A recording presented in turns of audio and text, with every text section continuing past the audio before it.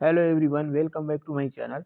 तो दोस्तों, हमारी जो Uttar Pradesh police practice set series चल रही थी, तो उसमें आज हमारा तीसरा प्रैक्टिस सेट है यूथ कंपटीशन का। ठीक है। और हमने बारी बारी से अभी तक देखे हैं। अभी तक घटना चक्र के किए थे 10, और ये आज हमारा 13वां प्रैक्टिस सेट है। ठीक है। तो देर ना करते हुए चलते हैं हम लोग पहले क्वेश्चन की तरफ। पहले आज हम सॉल्व करेंगे सामान्य हिंदी। ठीक है। सामान्य हिंदी में हमारा दिया गया है पैराग्राफ। निम्नलिखित गद्यांश को पढ़कर नीचे दिए गए प्रश्नों के उत्तर दीजिए। तो गद्यांश के उत्तर देने हैं।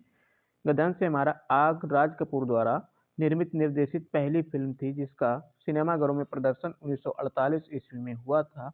उस समय किसी ने यह सोचा भी नहीं था कि ये 23 साल का नौजवान फिल्मी दुनिया में एक क्रांति लेकर आया है।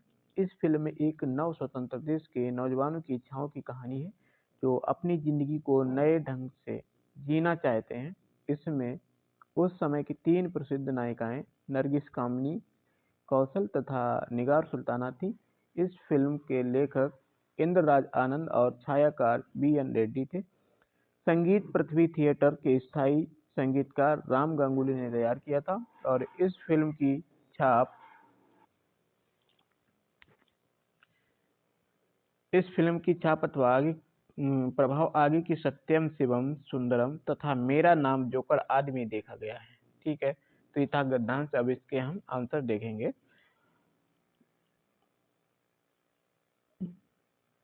देखिए, हमारा इसमें आंसर हो जाएगा आग फिल्म। क्वेश्चन है हमारा पहला, आग फिल्म की कथा आधारित है। तो आग फिल्म की कथा जो आधारित है वो नौजवानों पर आधारित है। हमारा आंसर सी सही हो जाएगा।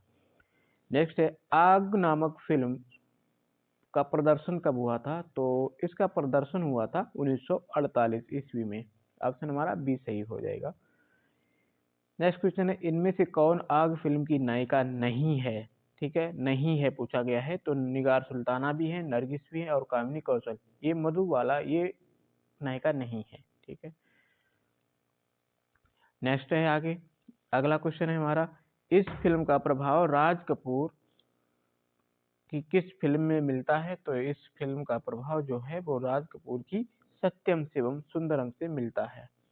नेक्स्ट क्वेश्चन है, आग के प्रदर्शन के समय राज कपूर की उम्र क्या थी? तो आग के प्रदर्शन के समय राज कपूर की उम्र जो थी वो 23 वर्ष थी। ठीक है, आंसर डी सही हो जाएगा।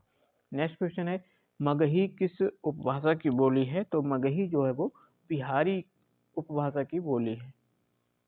ठीक है, बिहारी, बिहार में मगही बोली जाती है।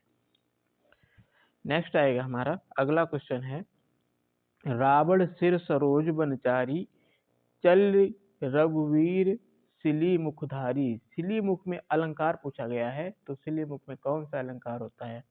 तो सिली मुख में होगा हमारा श्लेष अलंकार। श्लेष अलंकार यानी कि जब काव्य में किसी शब्द का प्रयोग एक बार किया जाता है लेकिन उसके अर्थ एक से अधिक हो जाते हैं, तो वहाँ श्लेष अलंकार होता है। श्लेष अलंकार, श्लेष का अर्थ होता है चिपकना।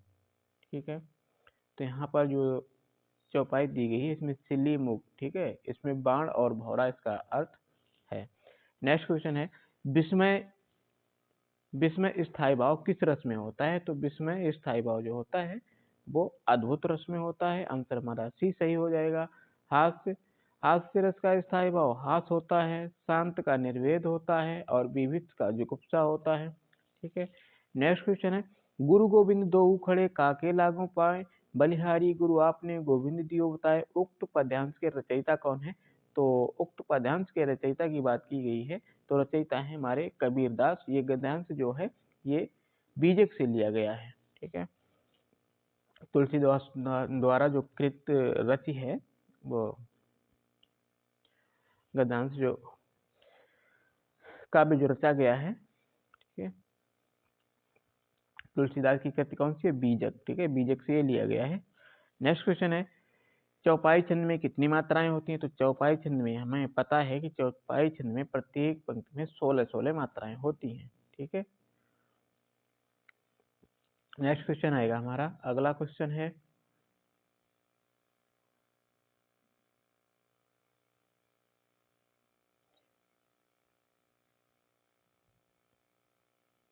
यदि ए ए ओ तथा औ के बाद कोई भिन्न स्वर आता है तो उनके स्थान पर क्रमशः ऐ आय अब हो जाता है। यह संधि कौन सी होती है? तो देखिए ऐ आय अब हो जाता है तो सीधी सी बात, जिसमें ऐ आय आय आय आओ आय, ठीक है, तो अयादि संधि होगी। ठीक है, आंख बंद करके लगा दीजिए, अयादि संधि होगी। ठीक, नेक्स्ट क्वेश्चन है हमारा, इस प्रश्न में वाक्य के पहले और अंतिम भाग को क्रमशः 1 और 6 की संख्या दी गई है। बीच में आने वाले अंश को 4 भागों में बांटकर या रा ला वा संख्या दी गई है। चारों उचित क्रम में नहीं है, इन चारों को उचित क्रम में लगाइए।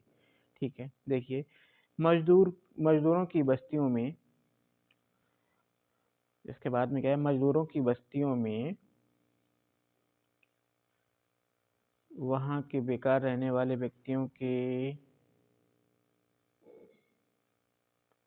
मजदूरों की बस्तियों में व्यक्तियों के अपेक्षाकृत अनजान होने से वहां के बेकार रहने वाले व्यक्तियों के और कल्याणकारी कार्यकलापों के न होने से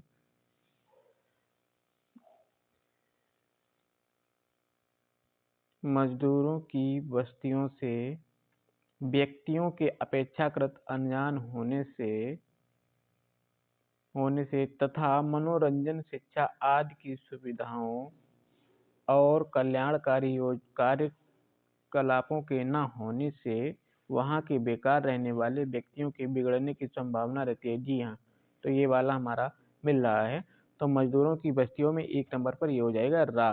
ठीक है, ये 1 नंबर पे हो जाएगा, 1 नंबर पर। इसके बाद में आएगा अनजान होने से तथा मनोरंजन शिक्षा आदि की सुविधाओं, ये 2 नंबर पे आ जाएगा। सुविधाओं और कल्याणकारी कार्यकलापों के न होने से ये 3 नंबर पे आ जाएगा। यहाँ वहाँ के बेकार रहने वाले व्यक्तियों के बिगड़ने की संभावना अधिक रहती है। ठीक है, तो 1 नंबर पे यानी कि रा, फिर 2 नंबर पे कौन सा आएगा हमारा वाह। तो रा वाह किसी में मिल रहा है, देखिए रा वाह पहले में मिल रहा है तो हमारा पहला ही सही हो जाएगा, ए वाला। ठीक है, ऑप्शन ए सही हो जाएगा। नेक्स्ट क्वेश्चन आएगा हमारा, खेत का सही तत्सम शब्द चुनिए। तो खेत का सही तत्सम तत्सम शब्द जो होता है वो क्षेत्र होता है। ठीक है, खेत का तत्सम होता है क्षेत्र। नेक्स्ट क्वेश्चन है हमारा, जहां उपमेय में उपमान की समानता की जाए, जहां उपमेय में उपमान की समानता की संभावना व्यक्त की जाती है तो वहां कौन सा अलंकार होता है? तो वहां होता है हमारा उत्प्रेक्षा अलंकार। जहां उपमेय में उपमान की समानता की संभावना की जाए वहां उत्प्रेक्षा अलंकार होता है। ठीक है, उत्प्रेक्षा अलंकार की एक ट्रिक है,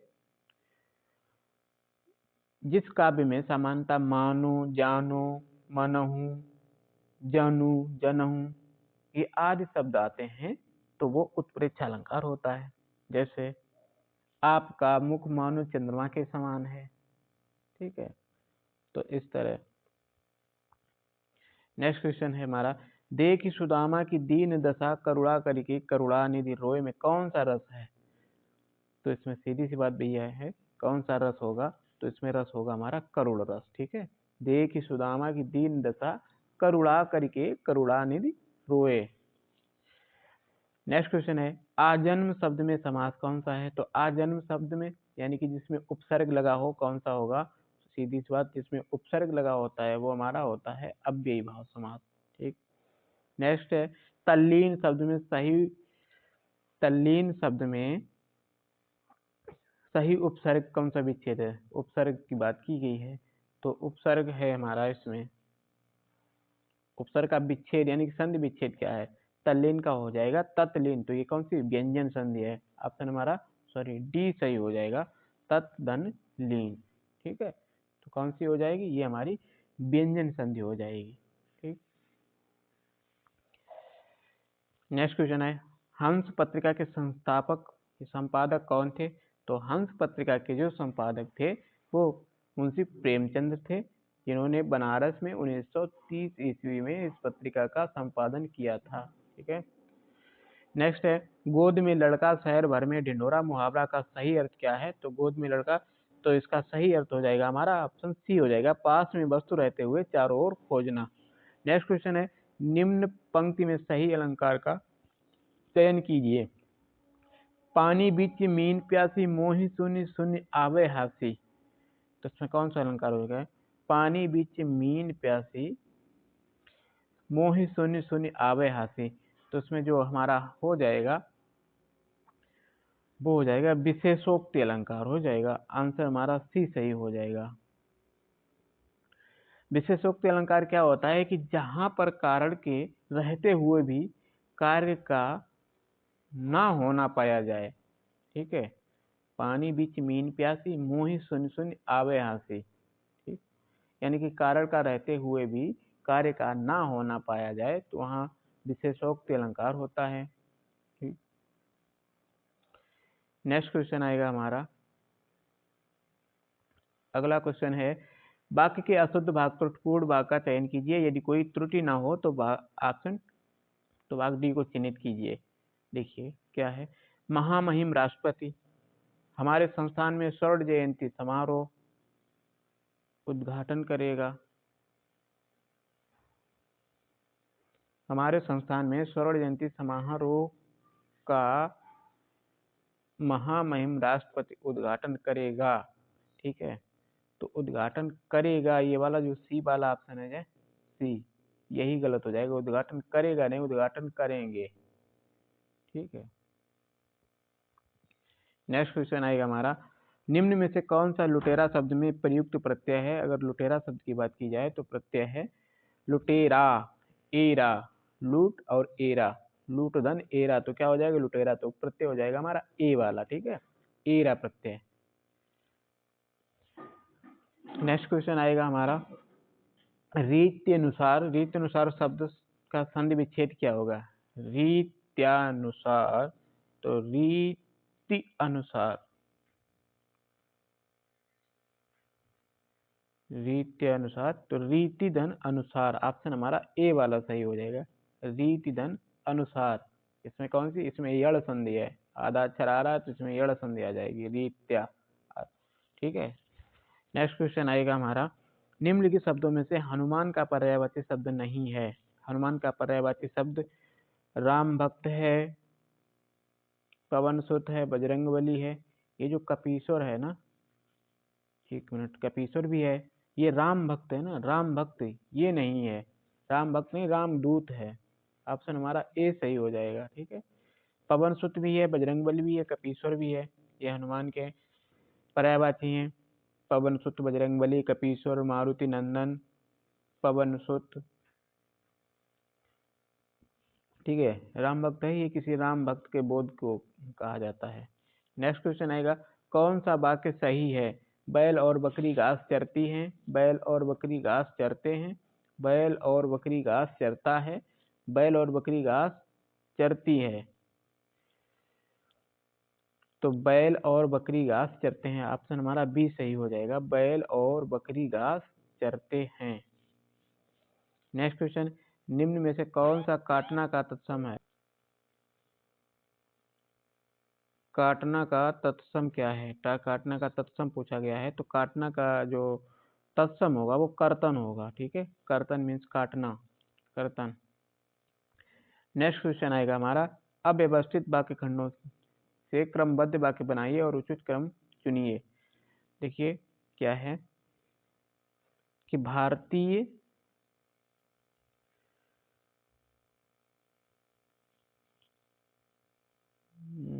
भारतीय बिना हिंसक विरोध के शुरू से ही सहते आर्थिक और सामाजिक आर्थिक न्याय को सहते चले आए हैं। देखिए शुरू से ही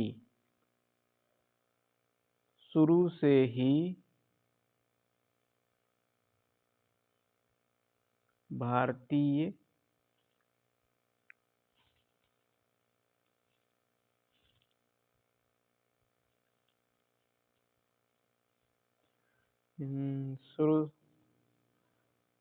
शुरू से ही आर्थिक और सामाजिक न्याय को बिना हिंसक विरोध के भारतीय सहते चले आए हैं। ठीक है, देखिए 1 नंबर पे ये हो जाएगा, पहले ये आएगा, शुरू से ही आर्थिक और सामाजिक न्याय को दूसरे नंबर पर ये हो जाएगा, सामाजिक अन्याय को बिना हिंसक, ये 3 नंबर पे आ जाएगा, बिना हिंसक विरोध के भारतीय सहते चले आए हैं। ठीक है, तो कौन सा होगा, 3 5, 3, ये 3 हो जाएगा, ये 5 हो जाएगा, फिर 2 हो जाएगा, एक, यानी कि ऑप्शन हमारा डी सही हो जाएगा। ठीक है, नेक्स्ट क्वेश्चन है, अवधि शिला का उर्वर पर था गुरुभार, तिल तिल काट रही थी दृग जलधार, इस उदाहरण में प्रयुक्त छंद कौन सा है? इसमें छंद की बात की गई है, तो छंद इसमें हो जाएगा, अवध शिला का उर्व अवध शिला का उर पर था गुरुवार, तिल तिल काट रही थी दृग जलधार। ठीक, तो ये कौन सा हो जाएगा? इसमें कितनी मात्राएं हैं? पहले में कितनी है? 1 2 3 4 5 6 7 8 9 10 11 12, 1 2 3 4 6 2 8 9 10 11 12। ठीक है, प्रथम पद में 12 है, दूसरे में कितनी है? 2 3 4 5 6 7, दूसरे में 7 है। तो पहले और दूसरे में, पहले और तीसरे में 12-12 और दूसरे चौथे में 7-7। ये किसमें होती है? बरवे में होती है। ठीक है, ये बरवे छंद है। नेक्स्ट क्वेश्चन है, परुष शब्द का विलोम क्या होगा? परुष शब्द का विलोम होगा कोमल। ऑप्शन हमारा डी सही हो जाएगा, परुष का कोमल होता है। ठीक है, परुष का अर्थ होता है कठोर, इसका हो जाएगा कोमल। नेक्स्ट क्वेश्चन है, जिसका जन्म पहले हुआ हो, वाक्यांश के लिए उपयुक्त शब्द का विकल्प चुनिए। जिसका जन्म पहले हुआ हो तो उसे क्या कहते हैं? अग्रज। ठीक है, वो अग्रज होता है। नेक्स्ट क्वेश्चन है, चिरंजीव जोरे जुरे क्यों न सने गंभीर, को घटिए बरसवानुजा बे हलदर के वीर। बरसवानुजा और हलदर में कौन सा अलंकार? तो अलंकार इसमें पूछा गया है, तो बरसवानुजा और हलदर में श्लेष अलंकार है। ठीक है, ऑप्शन सी सही हो जाएगा। नेक्स्ट क्वेश्चन आएगा, मेरे घर से आपका घर 5 किलोमीटर दूर है, इस वाक्य में घर से कौन सा कारक है? मेरा घर आपके घर से 5 किलोमीटर दूर है, तो घर से कौन सा हो जाएगा? देखिए, कर्म कारण, यानी कि मेरा घर आपके घर से 5 किलोमीटर दूर है। कितना? 5 किलोमीटर दूर है, यानी कि दूर हो रहा है, तो दूर है तो कौन सा होगा? सीधी सी बात, अपादान होता है। ठीक है, से अलग होने, दूर हो रहा है, अलग हो रहा है, तो अपादान। नेक्स्ट क्वेश्चन है, वाचस्पति किस समास का समस्त पद है? वाचस्पति, तो वाचस्पति है ना, ये अलुक समास, तत्पुरुष का समास है, अलुक तत्पुरुष। अलुक तत्पुरुष में क्या होता है? इसमें जो पूर्व पद होता है उसमें विभक्ति का लोप नहीं होता है। ठीक, नेक्स्ट क्वेश्चन आएगा, निम्नलिखित में से कौन सा शब्द पुल्लिंग है? पुल्लिंग की पूछा गया है, तो आय व्यय नहर लहर।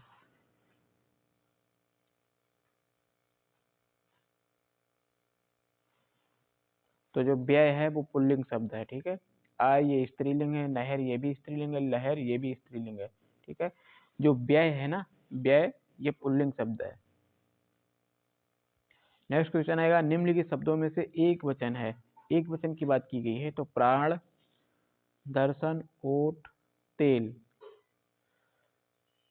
तो जो तेल हो जाएगा ये एक वचन हो जाएगा। ठीक है, नेक्स्ट क्वेश्चन है, विद्याभास का संधि विच्छेद क्या होगा? तो विद्याभास का संधि विच्छेद हो जाएगा विद्याधन अभ्यास। ऑप्शन सी हो जाएगा सही। नेक्स्ट क्वेश्चन है,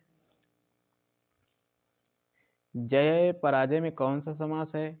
जय पराजय में कौन सा समास है? तो जय और पराजय में, यानी कि इसमें जो हमारा डैश लगा हुआ है इसको हम द्वंद्व समास कहते हैं। ठीक है, नेक्स्ट क्वेश्चन है, इनमें से शुद्ध वर्तनी वाला शब्द कौन सा है? अन्वेषण। तो शुद्ध वर्तनी वाला शब्द हो जाएगा वो ए हो जाएगा, अन्वेषण। और बाद बाकी ये सभी गलत हैं। नेक्स्ट क्वेश्चन है हमारा, अब सामान्य जानकारी के क्वेश्चन है। क्वेश्चन है हमारा, शेखा झील के नाम से एक नया राष्ट्रीय पक्षी विहार का विकास किया जा रहा है, कहाँ पर किया जा रहा है? तो शेखा झील जो है वो अलीगढ़ में है, तो यहीं पर एक नया राष्ट्रीय पक्षी विहार का विकास किया जा रहा है। ठीक है। नेक्स्ट क्वेश्चन आएगा हमारा, उत्तर प्रदेश के निम्नलिखित में से कौन सा वन्य जीव अभ्यारण्य 1975 में स्थापित किया गया था? तो उत्तर प्रदेश में जो कतरनिया घाट वन्य जीव अभ्यारण्य है, ये 1975 में स्थापित किया गया था। और ये किशनपुर की बात की जाए तो ये 1972 में स्थापित किया गया था। चंबल वन्य जीव विहार की बात करें तो ये 1979 में स्थापित किया गया था। ठीक है।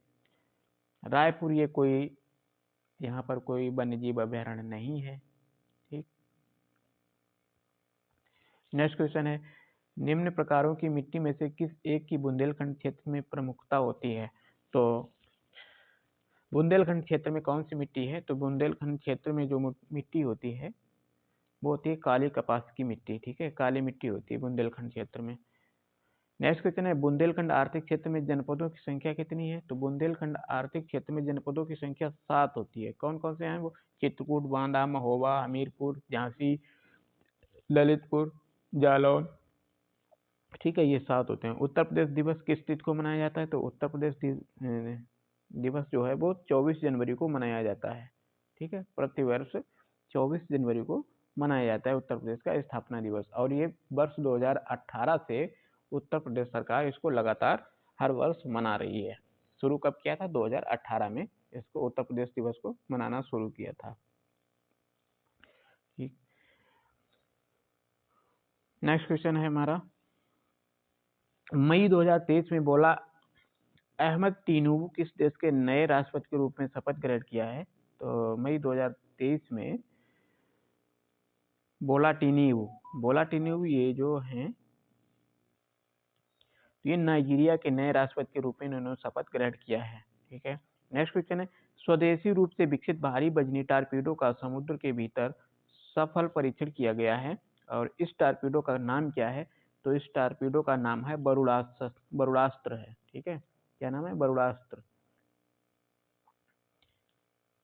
नेक्स्ट क्वेश्चन आएगा, जून 2023 में मुख्यमंत्री योगी आदित्यनाथ ने प्रधानमंत्री पीएम स्वनिधि योजना के 3 वर्ष पूर्ण होने के अवसर पर कहाँ स्वनिधि महोत्सव का शुभारंभ किया है?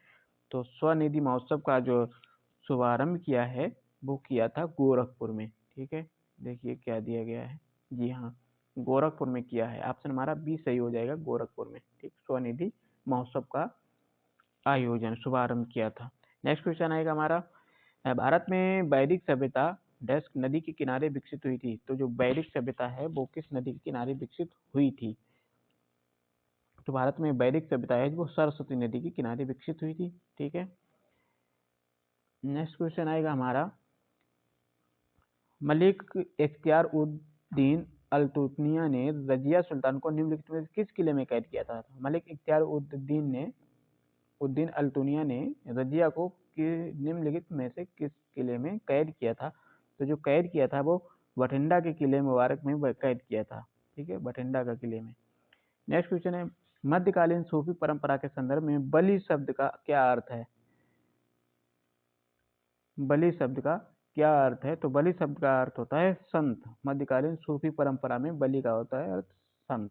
ठीक है। नेक्स्ट क्वेश्चन आएगा, निम्नलिखित में से कौन सा कथन कांग्रेस के कराची सत्र 1931 के संदर्भ में सही है?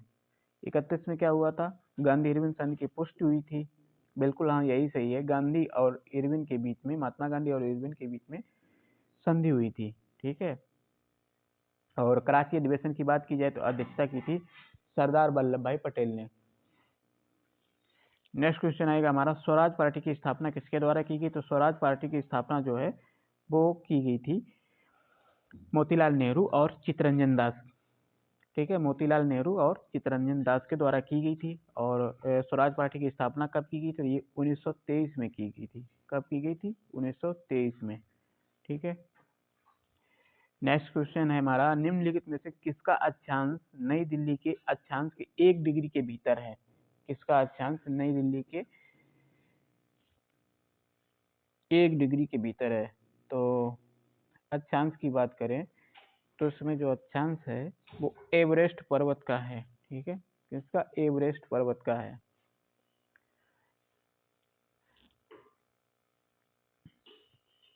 नेक्स्ट क्वेश्चन आएगा हमारा, निम्नलिखित युग्मों में से कौन सा युग्म पहाड़ी दर्रों के संदर्भ में सही है? रोहतांग, रोहतांग सिक्किम, ये तो गलत ही है। ठीक है, रोहतांग कहाँ? ये हिमाचल प्रदेश में है। लिपुलेख उत्तराखंड में, यही सही है। ठीक है, लिपुलेख जो है वो उत्तराखंड में है, ये वाला। ये बोमडिला है, ये अरुणाचल प्रदेश में है। नाथुला है, ये सिक्किम में है। तो हमारा लिपुलेख जो है वो उत्तराखंड में है। नेक्स्ट क्वेश्चन है हमारा, निम्न में से किस राज्य में अष्टमुडी झील स्थित है? अष्टमुडी झील की बात की जाए तो अष्टमुडी झील जो है वो कहाँ स्थित है? केरल में है। क्वेश्चन आंसर हमारा बी सही हो जाएगा, केरल में है। अष्टमुडी झील केरल में है। ठीक है, आंध्र प्रदेश की बात की जाए तो आंध्र प्रदेश में कौन सी झील है? कोलेरू। तमिलनाडु की बात की जाए तो तमिलनाडु में कौन सी है?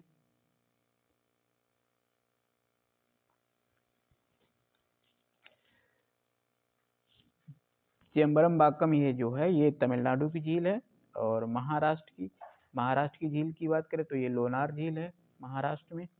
ठीक है, नेक्स्ट क्वेश्चन है हमारा, इनमें से कौन सा बांध एक प्रकार का अस्थायी बांध है जिसे विशिष्ट क्षेत्र से पानी को बाहर करने के लिए बनाया जाता है? कौन सा एक प्रकार का बांध अस्थायी बांध है जिसे विशिष्ट क्षेत्र से पानी को बाहर करने के लिए बनाया जाता है?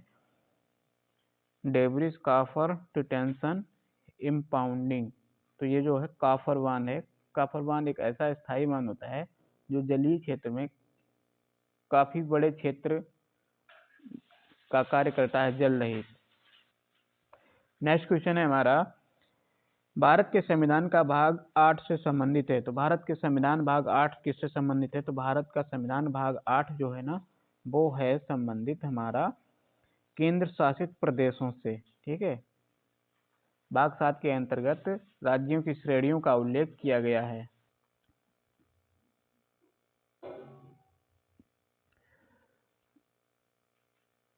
नेक्स्ट क्वेश्चन है हमारा, अगला क्वेश्चन आएगा,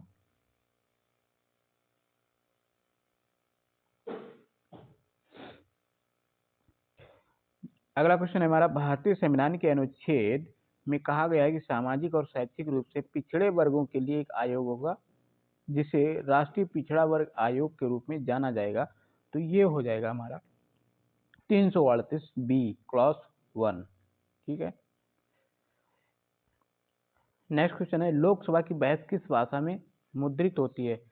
तो लोकसभा में की बहस होती है वो दोनों हिंदी और अंग्रेजी दोनों भाषाओं में मुद्रित होती है। ठीक है, नेक्स्ट क्वेश्चन है हमारा, निम्नलिखित में से कौन सा अनुच्छेद सर्वोच्च न्यायालय की आनुषंगिक शक्तियों से संबंधित है?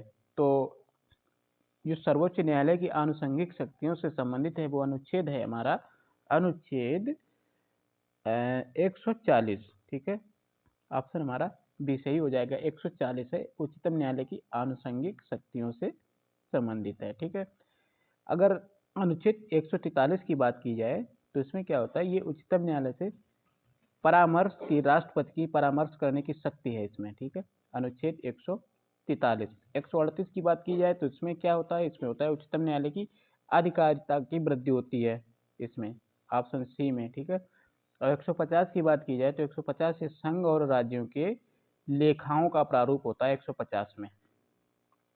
नेक्स्ट क्वेश्चन आएगा, भारत के संविधान के निम्नलिखित में से कौन सा संशोधन भाषा के आधार पर भारतीय राज्यों के पुनर्गठन को संवैधानिक रूप से बदलने के प्राथमिक उद्देश्य के साथ पारित किया गया था?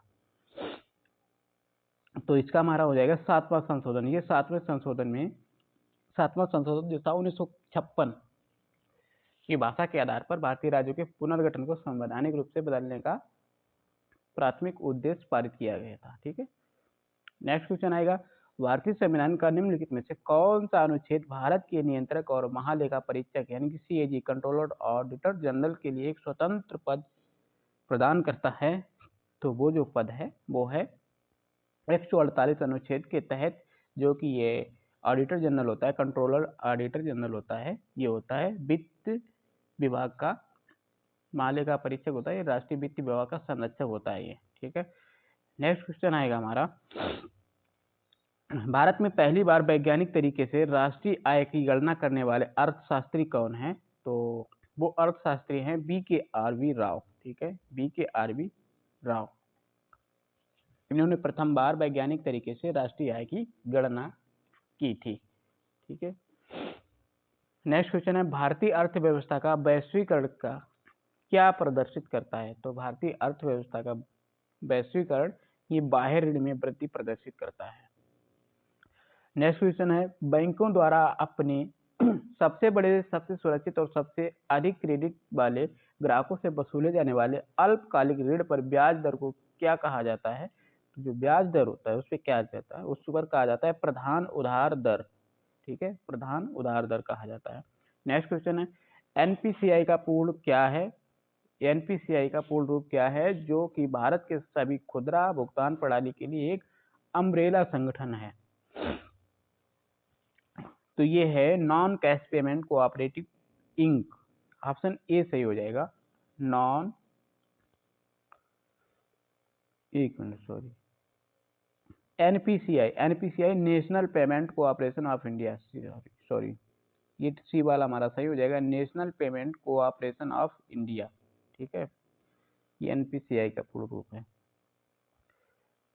नेक्स्ट क्वेश्चन है हमारा, राष्ट्रीय हाइड्रोजन मिशन NHM कब शुरू किया गया था? तो NHM है जो ये 15 अगस्त 2021 को शुरू किया गया था, राष्ट्रीय हाइड्रोजन मिशन, ठीक है। नेक्स्ट क्वेश्चन आएगा हमारा, मनरेगा के अंतर्गत किसी ग्रामीण निर्धन व्यक्ति को अधिकतम कितने दिन तक रोजगार मिल सकता है? तो नरेगा के तहत, जो मनरेगा है इसके तहत प्रत्येक व्यक्ति को 100 दिन का रोजगार मिलने की घोषणा की गई है, ठीक है। तो हमारा ऑप्शन कौन सा हो जाएगा? सी वाला, ठीक है। नेक्स्ट क्वेश्चन है, अमर्त्य सेन को अर्थशास्त्र का नोबेल पुरस्कार किस वर्ष मिला था? तो अमर्त्य सेन को अर्थशास्त्र का नोबेल पुरस्कार जो है वो मिला था 1998 में।